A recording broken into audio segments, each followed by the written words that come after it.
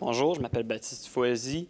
Hier, à l'atelier de nouvelles technologies, je faisais une performance en ouverture d'atelier, puis j'ai demandé aux gens d'avoir un choix, parce qu'ils voulaient, j'avais juste 3 minutes pour lire mon poème.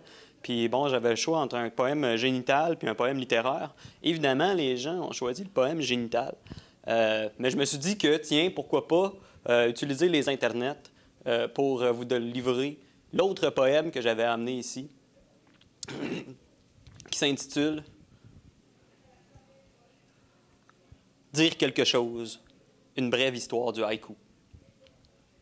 Grandi à Jonquière, où ce qu'il y en a qui vont se déchausser la face au club triple sexe, Jonquière, qui font du pit en quad monté, des tailgate parties, des airs dépités en montrant les photos de leurs ex.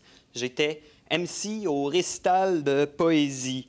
Face locale, fort loquace, mûrissant blasé, gabroche, garoché, punk néo-dertal, baptiste, militant, acharniste, aux rêves cités, immenses mouillés, comme des yeux adolescents, voyant l'avenir partout, naïf, naissant, doucereux, fragile, surpris encore d'avoir toffé l'an 2000. On haïssait George Bush en rap, disait la boucherie, la dérape. La paupérisation du poète pathologique, pendu à son sort de micro, pourfendu le fendant d'avoir pourchassé en paroles pas propres la police hip-hop, lançant l'invective, la salive salvatrice qui lâche sans le savoir le slam qu'on appelait encore des tounes.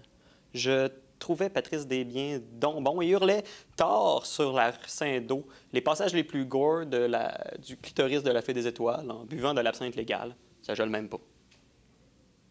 Photocopié à compte d'agitateur, circuler un tirage très limité de Seppuku, recueil d'anti-poèmes brefs, exemple.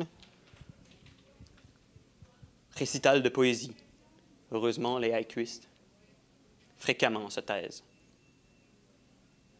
J'estimais Laure Varidel Collabo et détestais encore plus qu'Americana d'Offspring le kikaiku qui changeait peu à peu nos bacchanales avant-garde, nos virées bavardes, virées en vulgaire renions de retraités de l'enseignement, venus braire sur l'estrade entre deux bébés gaiements, des poèmes montés en quitte à l'occasion d'ateliers causeries que donne au sous-sol du presbytère de Sainte-Monique une Madame Marisol qui pratique le Reiki, la lecture d'aura, tracerait la carte du ciel de ta chatte angora. La poésie, repère de sa langue, donne plaisir. Déviance mal commode à défendre, c'était forger cet avatar carpe diem, bouillon de poulet régurgité, Reader's Digest ready, clean, métis, lisse, multiplug, tel que vu à la télé. Comme le récidiviste saluant ses frères taulards, le squale regagnant son bocal, la queen son placard, elle renouait avec le solipsisme guindé de naguère, d'épave dépravée en dégénération mémère, annonciateur d'une littérature one size fits all, séparée mécaniquement, obsédée par la forme de ces auteurs interchangeables entraînés à plaire dans les normes. Pendant qu'à Ectropion, le staff mangeait des hot dogs non-name pas de pain. Dans le confort du Japon Ikea, des salons de thé urbains, on se gargarisait d'arigato chic devant ces recueils d'haïkus cucu de dessus de cuvettes en toc-zen. Pas poésie pauvrette papotée par ses papis bobos sous bachot botché, gavés de ginseng, qui, grisés de soleil levant délavé, ne parvinrent qu'à brûler le genre et ses ailes.